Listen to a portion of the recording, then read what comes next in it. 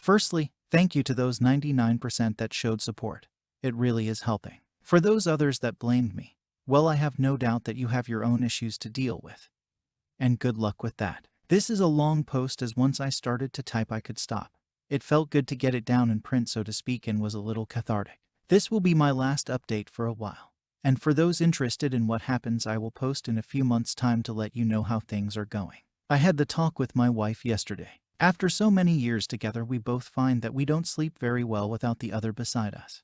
It's been like for decades. Well, last night was the first night that I had a very good night's sleep without her there. She came around home and walked through the door. She looked terrible, lack of sleep, guilty, scared, and red-eyed. Normally my heart would break, and I would make her feel better. But not this time. I was sitting at the table, and she started to cry again and rushed in for hug, blubbering she fucked up and is so sorry, etc. I put my hand up and told her not to touch me and sit down. She sat down. I asked if she wanted a coffee, as I was going to make one, and she accepted. So I made the coffee and went back to the table. Her eyes never left me. She started to speak, but I told her to be quiet and answer my questions and listen. This isn't about her but me and the marriage. I told her at this point we were done. She had made her choice. And this is about making mine. I had already made my choice, but I wanted to get some semblance of truth out of her. And I thought if she thought she had a chance, she would at least be a little honest. I told her I have spoken with her sister, which was true, and I had spoken with the couple, which wasn't true. But she didn't know that. I had the strangest feelings inside of me. Happy that she was so upset, but sad for us at the same time. Along with disappointment, anger, and all the normal emotions you would have. But I was calm, and this freaked her out the most. Honestly, I felt I was doing a job interview. I asked her how many times. She said physically once and twice on video chat. I told her to explain how it happened. She told me that when they were talking business, it turned to flirting. Then when the wife said it was okay and got involved, over a couple of months it moved on to watching them have sex. She told them that it has always been a fantasy of hers to have sex while the wife watched, and they were all for it. She was crying when she told me this and said it went too far. She knew it was dangerous, which made it more exciting for her. She started to tell me that she felt insecure, but before she could continue, I told her I don't want to hear her bullshit excuses and justifications. I had to wait about 5 minutes until she could pull herself together. I even got up and got her tissues. She said they met up as arranged, and after her sisters had left the bar, they went straight to the couple's room. I asked her if she ever intended to tell me, and she said no. It was just a fantasy that she thought she could fulfill and never think about cheating again. I called bullshit and asked if she had cheated over the last 33 years. She said never. I told her that now it didn't matter how many times she cheated, either once or 1,000 times, the result would still be the same. The only one it will hurt if she is lying is our kids and her relationship with them and our grandkids. I told her I don't believe her, but at this point it's irrelevant. At this, she started to realize I had no intention of working through her infidelity. She begged me to work on our marriage. She would do anything. I could do anything. She would let me have affairs if I stayed. She promised she would never cheat again. I told her to listen to what she was saying. She has degraded herself enough. I would never cheat in a marriage, and if I did sleep with another woman, it would mean we were separated with no chance of reconciliation. This is the last thing on my mind. She reached over to try and grab my hand, but I told her that I will never touch her again. It's not that I am judgmental of anyone's lifestyle. It's their own business, and I understand people do have affairs, open marriages, etc. But the point is, we didn't. The trust and respect were destroyed when she planned to have another man's dick inside her. I have always been a pragmatic man, and I just felt relief. I told her we will make this as easy on us as we can. She took this as hope for our relationship. But I told her no. We are done. I will never touch you again, and I meant it. I could never forget that she fucked another man, and the woman I loved and married is now dead to me. She died when you not only fucked another man but planned for it. All the good memories we have will remain. The holidays, building our first home together, having and bringing up our children, all the laughs and life we faced together are just that. Memories. We are now going to have separate lives, and I for one am looking forward to see what happens, and they will not include you. When I do meet another woman, I hope to start new memories with her and hope that I do find love again. She was shaking and crying when I told her this, but it didn't faze me. I just wanted this woman out of my house. She couldn't continue with the talk, so I went down to shed and reached out to my kids by phone while she composed herself. I told them what was happening, and they were very supportive and said to not drag it on and just finish it. I went back up, and as soon as I walked through the door, she started again with the sorry and we can make this work. I sat down and said we are going to sell the house and business and split everything 50/50. You can have the car and I will take the truck and my motorcycle. She can take the cats. I then told her not to ring me, text me, or contact me in any way unless it's about the kids or grandkids. I will contact the lawyers and start the ball rolling for the divorce, and she is free to go fuck anyone she wants, as she is now a free woman. She told me that she didn't want to fuck anyone else and I was being deliberately mean and unemotionally. I told her that I was being honest and her actions had put me in an emotional void. I told her that she is the only one to blame for the destruction of a marriage and no one else. I loved her unconditionally, and she is the one who fucked it up. I then left the house so she could sort herself out and take a few more things with her, and went over to my daughter's. I stayed there for a few hours talking with her, and played with my granddaughter. When I got home, she had left, and as I said, I had the best night's sleep without her I have ever had. Now to see what happens over the next 6 months or so. Latest update. Thank you to all the messages and responses. It has helped me maintain my focus. Well, it's been 5 hectic weeks since the STBXW threw away our marriage. I have had a lot of time to reflect on my decision, and I still believe I have made the right one. I could never trust her again. I could never touch her again. Seriously, it makes me sick to even think about it. It was her decision to cheat and destroy our marriage for no other reason than she thought she could get away with it. She is still staying with her mother, and I had been getting the house ready for sale. We had been in this house for 20 years, so a lot of shit needed to be done and cleared out. But I did it, and we put it on the market.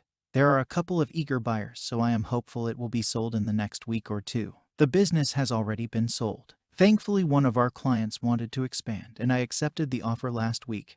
Settlement will take place in about a month. You always hear about divorce, but it is already a pain in the ass. Where I live, you have to be separated for 12 months and 1 day before you can file for divorce. Then it takes 4 months before it goes through, and that's only if it's uncontested. Property settlement is a separate issue and is not done until the divorce is finalized. I don't plan on having anything left of our joint possessions left to settle, and as long as she continues to sign the sales contracts, it will make my life a lot easier to move on. Her way of thinking is different though. My son has only spoken to her once, and apparently it was not a nice phone call. To be clear, my children are grown adults with children of their own. I told him it will take time, but she is still his mother and she was a good one. Don't let her decision destroy a relationship with her. My daughter, on the other hand, has been talking to her throughout. She is ashamed of what her mother did but has been supporting her through the breakup. My daughter is a very honest person who tells it like it is and is giving her mother the warts and all repercussions of what she did. My STBXW, however, is deluded enough to think that I will get over it and forgive her. She thinks that all the years we have been together will be enough to make me change my mind. When she came over to sign the real estate contract and told me that I will change my mind, that I still love her and she will be a better wife when I do, and we will still grow old together and have a wonderful life with this as a speed bump in our marriage that we will both get over. I was gobsmacked. I just looked at her and said she was fucking nuts to think any of that. She lied and cheated in the worst way. She had another man's dick inside her. She sucked another man's dick while his own wife watched. How the hell would I even want to touch her again? She said she knew she shouldn't have gone through with it. She didn't know what she was thinking. It wasn't even that good. I told her to shut up, that I didn't want to hear if she enjoyed it or not. The point is, she fucking did it. I told her that we have zero hope of reconciliation. I want nothing to do with her, and I am looking forward to getting on with my life without her. I think she is in massive denial about what is happening, and she no longer has any control over my actions, or is entitled to. Her scheming and cheating undid a loving marriage. Her actions is why this is happening. She knew this before she did what she did, so she can't be so naive to think it's not happening, because it is. The funny thing is that I am getting a fair amount of attention from other women now. I am certainly not interested in having anything to do with women at this time, but it's nice to know that when I do, I will have plenty of options. The STBXW even got angry that women we know have been over to visit and bring me dinner. Just to talk, of course. She told me she wants me to get it out of my system and she will be waiting. I mean, seriously, how fucked up is she? The only thing I want out of my system is her. Emotions are still a major factor. Hate, anger, disgust, the feeling of loss, betrayal and sadness, but I am a strong man and I will deal with them. My goal now is to focus on getting rid of any financial entanglement with my wife and get on with my life. Story 2. It has been nearly 2 weeks since I realized what was going on, and I have another reason to hate both of them now. That they live rent-free in my head. My family has been great. My girlfriends call and make up silly stories and feed me gossip to keep my head occupied, and I love them for it. but I cannot get Brad and Andrea out of my head. Apparently, they enjoyed a long weekend in Tahoe. And now the apartment where Brad and I lived has been put on the market, which means he has possibly moved in with her. A couple of the girls who came home the other day work with these two, and I understand that their entire workplace now knows. Andrea was even sent a nasty email that made her leave early one day in tears. I have been doing a lot of thinking and a lot of talking with people I love. It has not been easy to arrive at this decision, but I have decided to leave them alone. I was determined to do one thing, to report what they did to their employer. And the other thing I was on the fence about was to involve law enforcement or lawyers and press assault charges on both of them. I have now decided to do neither. A lot of you were insistent that I should make them pay for what they did, but I have decided not to. As for why, I do not think they are worth another second of my time. My time is precious, and I will not waste it on these two vermin. They will pay for what they have done, and I will be around to watch. At the very least, I will hear of it. As always, I am thankful for your love and support. I hope you will support me with this decision too. If you do not wish to, I understand. I begin therapy next week, so please wish me luck. And I will give y'all an update when something noteworthy happens. A bit of a summary here. I am Megan, F28. Brad M31 was my ex-fiancé who cheated with Andrea F27, who used to be my best friend since we both were like 12 years old. She is now pregnant, and their wedding date has been fixed. It is about 2 months away. I moved from San Francisco back to my parents' place in a small town in the South, and I am attending therapy while working from home. Andrea's family lives less than a mile away from my parents' home, and they have known us since Adam. Brad is from SoCal, born and raised. Admittedly, this is a super short summary. So many things have been said, but that paragraph above captures it adequately, I guess. Please read my previous posts if you'd like the dirty details. Both their families had informed me that they would not attend the wedding and that these two people were now dead to them. I made it clear to both families, do not miss the wedding on my account. If you feel like attending it, please do. I never told them, directly or otherwise, to miss the wedding. It was a decision that they themselves made. I always thought that though they promised me they would not attend, they would eventually come around because of the baby. After all, nothing tugs on the heartstrings better. And while I would have been initially unhappy that they eventually did attend, I knew I would understand in time. Everything was going well, till this happened. The alternative was that they would not attend the wedding, but a few months down the road they would reconcile as the baby would be born by then. I was okay with that too. After all, I do not control these folks. Brad and Andrea tried to reach out to me last week in a desperate flurry of texts and calls from different numbers. By my reckoning, at least 6 different numbers were used. I began blocking them as soon as I knew it was them.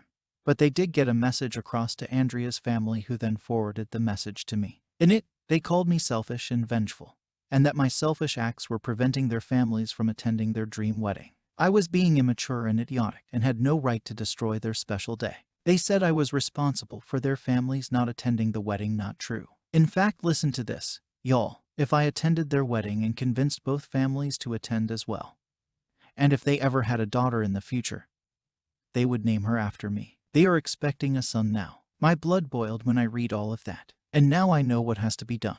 I will do everything in my power to ensure that both families do not attend. These 2 insects will be alone that day. They might be able to beg some people to attend and bribe them with catered food, but they will be utterly alone and unwanted by both families. So, yeah, tell me I am an evil person. I might just enjoy it.